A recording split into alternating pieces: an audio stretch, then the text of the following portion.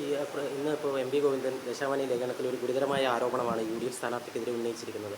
2021 V പ്രകാശിനെ കാലുവാരിയത് Aryadan Shoukath തന്നെയാണെന്നാണ് അദ്ദേഹം ആ ലേഖനത്തിൽ ആരോപിക്കുന്നത്. അപ്പോൾ CPM ആണ് അതിൻ്റെ, അല്ലെങ്കിൽ LDF ആണ് അതിൻ്റെ ഒരു റിസീവിങ് എൻഡിൽ ഉള്ളത്.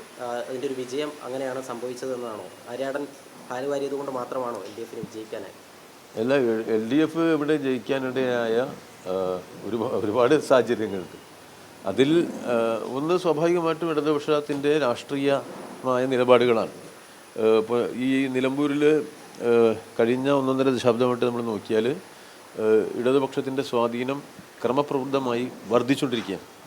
ഇപ്പോൾ ഒരു ലോക്കൽ ബോഡീസിനെ സംബന്ധിച്ചിടത്തോളം നമുക്ക് നിലമ്പൂരിൽ നേരത്തെ ഒരു പഞ്ചായത്ത് പോലും നമ്മൾ ജയിക്കാതെ പോയ അനുഭവമുണ്ട്.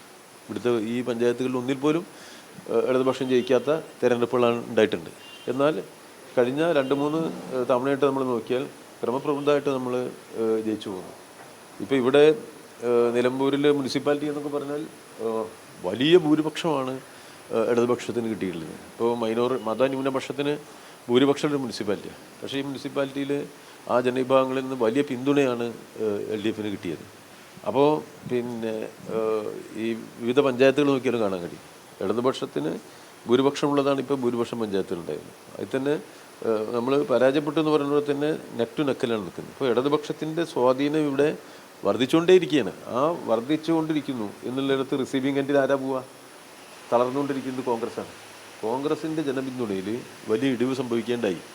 കോൺഗ്രസിൻ്റെ ജനപിന്തുണയിൽ അവരുടെ രാഷ്ട്രീയ നിലപാടുകളിലെ അവസരഭാഗിത്വം കോൺഗ്രസിനെ ദുർബലപ്പെടുത്തി. അപ്പോൾ കോൺഗ്രസിൻ്റെ പിന്നിൽ നിന്ന് ജനങ്ങൾ നല്ലൊരു വിഭാഗം ഇടതുപക്ഷത്തേക്ക് വന്നു. അതോടൊപ്പം ചില വർഗീയ ഘടകങ്ങളും ശക്തിപ്പെടാൻ അത് സാഹചര്യമൊരുക്കി. ഇവരുടെ ഈ അവസരവാദം എല്ലാ കാലത്തും വിവിധ തരം വർഗീയതകളെ ശക്തിപ്പെടുത്തുന്ന നിലപാടാണ് ഈ കോൺഗ്രസ് സ്വീകരിച്ചിരിക്കുന്നത്. അപ്പോൾ സമൂഹത്തിൽ വർഗീയതയുടെ സ്വാധീനം അതിൻ്റെ ഭാഗമായിട്ട് വർദ്ധിച്ചു. ഈ സാഹചര്യങ്ങളൊക്കെ വരുമ്പോൾ അതിന് അവഗണിക്കാനാവാത്തൊരു ഘടകമായിരുന്നു കോൺഗ്രസിനകത്തുള്ള തർക്കങ്ങൾ. കോൺഗ്രസിനകത്ത് തർക്കം ഉണ്ടാവും. കോൺഗ്രസിനകത്ത് തർക്കം ഉണ്ടാകുമ്പോൾ സ്വാഭാവികമായിട്ടും ആ തർക്കത്തിൻ്റെ പ്രതിഫലനം ഉണ്ടാവും, രാഷ്ട്രീയ തീരുമാനങ്ങളിലും ഉണ്ടാവും. അത് സൂചിപ്പിക്കുന്ന തരത്തിലാണ് ഗോവിന്ദൻ മാഷ് ലേഖനത്തിൽ ചൂണ്ടിക്കാട്ടിയിട്ടുള്ളത്. അപ്പോൾ അതൊരു രാഷ്ട്രീയ കൊടുക്കലും അങ്ങനെയല്ല, മറിച്ച് കോൺഗ്രസിനെ സംബന്ധിച്ചിടത്തോളം കോൺഗ്രസിൻ്റെ നിലപാടുകളിലുള്ള വൈരുദ്ധ്യവും ഒരു സംഘടന എന്നുള്ള നിലയ്ക്ക് നിരന്തരമായ അവസരവാദ നിലപാടുകൾ സ്വീകരിക്കുന്നതിനെ തുടർന്ന് കോൺഗ്രസിനകത്ത് രൂപപ്പെട്ടിട്ടുള്ള പരസ്പര തർക്കങ്ങളും എല്ലാം ചേരുന്നതാണത്. അതിൽ തീർച്ചയായിട്ടും വലിയ സാഹചര്യമാണ് കാണുന്നത്. കാരണം കോൺഗ്രസിനെ സംബന്ധിച്ചിടത്തോളം കോൺഗ്രസ് നിലമ്പൂരിൽ ദുർബലപ്പെട്ടിട്ടുണ്ട്. അവിടെയാണ് അതിൻ്റെ ഏറ്റവും വലിയ പ്രത്യേകത. കാരണം ഈ കുടുംബാധിപത്യപരമായിട്ടേ അവർ പോയിട്ടുള്ളൂ. ഈ ഡൽഹിയിൽ കുടുംബാധിപത്യമുള്ളതിൻ്റെ ഒരു പ്രതിഫലനം ചെറിയതുപോലെ ഇവിടെ നിന്ന് നടപ്പാക്കാൻ അവർ ശ്രമിക്കേണ്ടായി.